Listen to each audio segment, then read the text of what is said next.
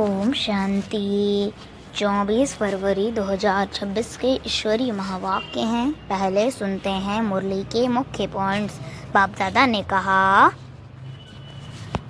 संगम युग पर आत्मा अपने जीवन डोर परमात्मा से बांधती है। जैसे विवाह में पल्लव बांधते हैं, वैसे ही यह रूहानी योग की डोर है।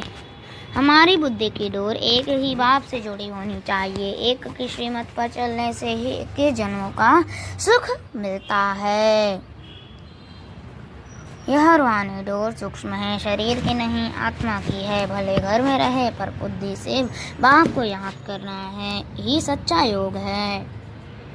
बाप संगम युग पर आकर मनुष्य से देवता बनाते हैं। यह समय परिवर्तन और भाग्य बनाने का श्रेष्ठ समय है। ब्रह्मा द्वारा शिव बाबा, विष्णु द्वारा पालना और अंत में विनाश होता है। अभी स्थापना का कार्य चल रहा है, इसलिए ब्राह्मण बनना जरूरी है। और अब सुनते हैं महावाक्यों को विस्तार से। मुरली का सार। मीठे बच्चे, तुमने अपनी जीवन डोर एक बाप से बांधी है। तुम्हारा कनेक्शन एक से है, एक से ही तोड़ निभाना है। प्रश्न, संगम पर आत्मा अपनी डोर परमात्मा के साथ जोड़ती है। इसकी रस्म अज्ञान में किस रीति से चलती आ रही है? उत्तर, शादी के समय स्त्री समझती है जीवन भर उनका ही साथी होकर रहना है। तुमने तो अब अपना पल्लव बाप के साथ जोड़ा है। तुम जानते हो हमारी परवरिश आधा कल्प के लिए बाप द्वारा होगी। गीत, जीवन डोर तुम्हें संग बांधी। और ओम शांति। ओम शांति। देखो, गीत में कहते हैं जीवन डोर तुमसे बांधी। जैसे कोई कन्या है, वह अपने जीवन की डोर पति के साथ बांधती है। समझती है कि जीवन भर उनका ही साथी होकर रहना है, उनको ही परवरिश करना है, उनको ही परवरिश करनी है। ऐसे नहीं कि कन्या को उनकी परवरिश करनी है, नहीं, जीवन तक उनको परवरिश करनी है। तुम बच्चों ने भी जीवन डोर बांधी है। बेहद का बाप कहो, टीचर कहो, गुरु कहो, जो कहो, यह आत्माओं की जीवन की डोर परमात्मा के साथ बांधने की है। वह है हद की स्थूल बात, यह है सूक्ष्म बात। कन्या के जीवन की डोर पति के साथ बांधी जाती है, वह उनके घर जाती है। देखो, हर एक बात समझने की बुद्धि चाहिए। कलयुग में है बांसुरी मत की बातें। तुम जानते हो हमने जीवन की डोर एक से बांधी है। तुम्हारा कनेक्शन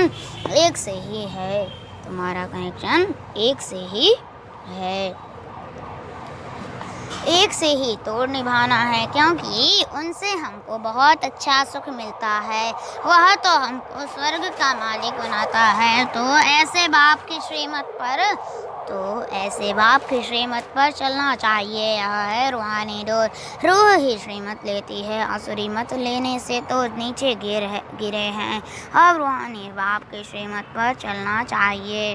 तुम जानते हो हम अपनी आत्मा की डोर परमात्मा के साथ बांधते हैं, तो हमें उनसे 21 जन्म सदा सुख का वर्षा मिलता है। उस अल्पकाल की जीवन डोर से तो नीचे गिरते आए हैं। यह 21 जन्मों के लिए गारंटी है। तुम्हारी कमाई कितनी जबरदस्त है। उस अल्पकाल का जीवन डोर से तो नीचे गिरते आए हैं। यह 21 जन्मों के लिए गारंटी है। तुम्हारी कमाई कितनी ज़बरदस्त है, इसमें गफलत नहीं करनी चाहिए। माया गफलत बहुत कराती है। इन लक्ष्मी नारायण ने जरूर कोई से जीवन डोर बांधी, जिससे 21 जन्म का वर्षा मिला। तुम आत्माओं की परमात्मा से जीवन डोर बांधी जाती है। कल्प कल्प उनकी तो गिनती नहीं बुद्धि में बैठता है। हम शिव बाबा के बने हैं, उनसे जीवन डोर बांधी है। हर एक बात बाप बैठ समझाते हैं। तुम जानते हो कल्प पहले भी बांधी थी। अब शिव जयंती मनाते हैं, परंतु किसकी मनाते हैं पता नहीं है। शिव बाबा जो पतित पावन है, वह जरूर संगम पर ही आएगा। यह तुम जानते हो, दुनिया नहीं जानती है, इसलिए गाया हुआ है। कोटों में को आए थी सनातन देवी देवता, धर्म प्राय लोप हो गया। गया है और सब शास्त्र कहानियाँ आदि हैं। यह धर्म है ही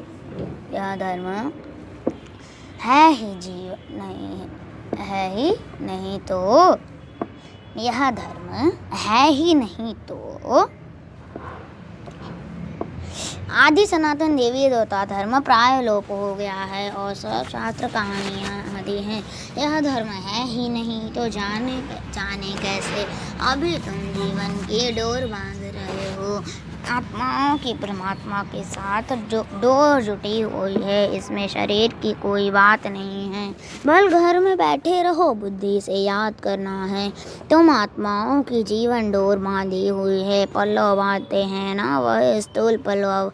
यह है आत्माओं का परमात्मा के साथ योग। भारत में शिव जयंती भी मनाते हैं, परंतु वह कब आए थे यह किसको भी पता नहीं है। श्री कृष्ण की जयंती कब, राम की जयंती कब है यह नहीं जानते।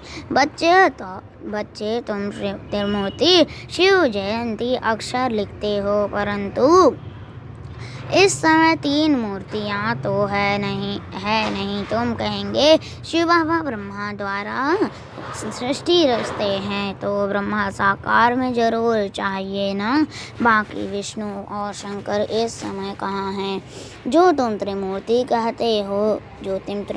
कहते हो यह बहुत समझाने की बातें हैं।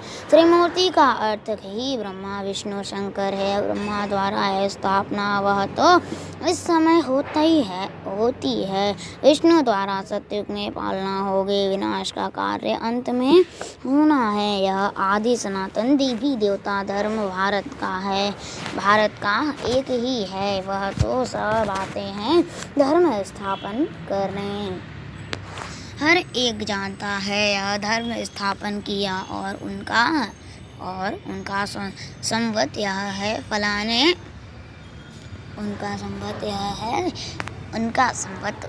है फलाने टाइम फलाना धर्म स्थापन किया। भारत का किसको पता नहीं है। गीता जयंती शिव जयंती कब हुई किसको पता नहीं है।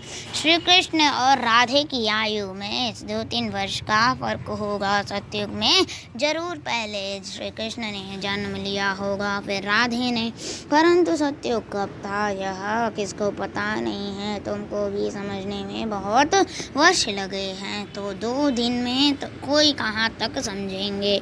बाप तो बहुत सहज बताते हैं। यह है बेहद का बाप, जरूर उनसे सबको वर्षा मिलना चाहिए ना। ओ गॉड फादर, यह कहा याद करने हैं। लक्ष्मी नारायण का मंदिर है। यह स्वर्ग में राज्य करते थे, परंतु उनको यह वर्षा किसने दिया? जरूर स्वर्ग के रचयिता ने दिया। वह कोई नहीं जानते हैं। तुम जो बच्चे जानते हो जब सतयुग था और कोई धर्म नहीं था। सतयुग में हम पवित्र थे, कलयुग में नहीं थे। कलयुग में हम पतित हैं, जो तो संगम पर ज्ञान दिया होगा, सतयुग में नहीं। वह तो प्रारब्ध है, जरूर अगले जन्म में ज्ञान लिया होगा। तुम भी अब ले रहे हो। तुम जानते हो अभी आदि सनातन देवी देवता धर्म की स्थापना बाप ही करेगा। श्री कृष्ण तो सतयुग में था, उसको यह प्रारब्ध कहाँ से मिले? लक्ष्मी नारायण ही राधे कृष्ण थे, यह कोई नहीं जानते हैं। बाप कहते हैं जिन्होंने कल्प पहले समझा था वही समझेंगे। यह सैपलिंग लगता है, मोस्ट स्वीटेस्ट झाड़ का कलम लगता है। तुम जानते हो आज से 5000 वर्ष पहले भी बाप ने आकर मनुष्य से देवता बनाया था। अभी तुम ट्रांसफर हो रहे हो। पहले ब्राह्मण बनना है। बाजोली खेलते हैं तो चोटी जरूर आएगी, बरोबर हम जरूर ब्राह्मण चाहिए। यह शिव व रुद्र का यज्ञ है, रुद्र ज्ञान यज्ञ ही कहा जाता है। श्री कृष्ण ने यज्ञ नहीं रचा। इस रुद्र ज्ञान यज्ञ से विनाश ज्वाला प्रज्वलित होती है। यह शिव बाबा का यज्ञ पतितों को पावन बनाने के लिए है। रुद्र शिव बाबा निराकार है। वह यज्ञ कैसे रचे? जब तक मनुष्य तन में न आए मनुष्य ही यज्ञ रचते हैं, सूक्ष्म व मूल वतन में यह बातें नहीं होती। बाप समझाते हैं यह संगम युग है। जब लक्ष्मी नारायण का राज्य था तो सत्युग था। अब फिर तुम यह बन रहे हो। यह जीवन की डोर आत्माओं की परमात्मा के साथ है। यह डोर क्यों बांधी है? सत्य सदा सुख का वर्षा पाने के लिए। तुम जानते हो बेहद के बाप द्वारा हम यह लक्ष्मी नारायण बनते हैं। बाप ने समझाया है तुम सुदेवी देवता धर्म के थे, तुम्हारा राज्य था। तुम पुनर्जन्म लेते लेते क्षत्रिय धर्म में आए। सूर्यवंशी राजाई चली गई, फिर चंद्रवंशी आए। तुमको मालूम है हम यह चक्र कैसे लगाते हैं? इतने जन्म लिए भगवानुवाच, हे बच्चे तुम अपने जन्मों को नहीं जानते हो, मैं जानता हूँ। अब इस समय इस तन में दो मूर्ति हैं, ब्रह्मा की आत्मा और शिव परम आत्मा। इस तन में दो मूर्ति हैं, ब्रह्मा की आत्मा और शिव परमात्मा। इसमें मेहनत है, इसलिए भारत का प्राचीन योग मशहूर है। उनको वर्षा किसने दिया यह कोई समझते नहीं है। बाप कहते हैं बच्चों मैं तुमको फिर से वर्षा देने आया हूँ। यह तो बाप का काम है। इस समय सब नरकवासी हैं, तुम खुश हो रहे हो। यहाँ कोई आते हैं समझते हैं तो खुशी होती है, बरोबर ठीक है। 84 जन्मों का हिसाब है, बाप से वर्षा लेना है। बाप जानते हैं आधा कल्प भक्ति करके तुम थक गए हो। मीठे बच्चे बाप तुम्हारी थक दूर करेंगे। अब यह भक्ति अंधियारा मार्ग पूरा होता है। कहाँ यह दुखधाम, कहाँ वह सुखधाम। मैं दुखधाम को सुखधाम बनाने कल्प के संगम पर आता हूँ। बाप का परिचय देना है। बाप बेहद का वर्षा देने वाला है। एक की ही महिमा है। शिव बाबा नहीं होता तो तुमको पावन कौन बनाता। ड्रामा में सारी नूद है। कल्प कल्प तुम मुझे पुकारते हो कि ये है पतित पावन, आओ शिव की जयंती है। कहते हैं ब्रह्मा ने स्वर्ग की स्थापना की, फिर शिव ने क्या किया। जो शिव जयंती मनाते हैं तुम कुछ भी समझते नहीं है। तुम्हारी बुद्धि में ज्ञान एकदम बैठ जाना चाहिए। डोर एक के साथ बांधी है तो फिर और कोई के साथ बांधी है तो फिर और कोई के साथ नहीं बांधो, नहीं तो गिर पड़ेंगे। पारलौकिक बाप मोस्ट सिंपल है, कोई ठाठ बाट नहीं। वह बाप तो मोटरों में एरोप्लेनों में घूमते हैं। यह बेहद का बाप कहते हैं मैं पति दुनिया पति शरीर में बच्चों की सेवा करने के लिए आया हूँ। बाबा ने क्या कहा?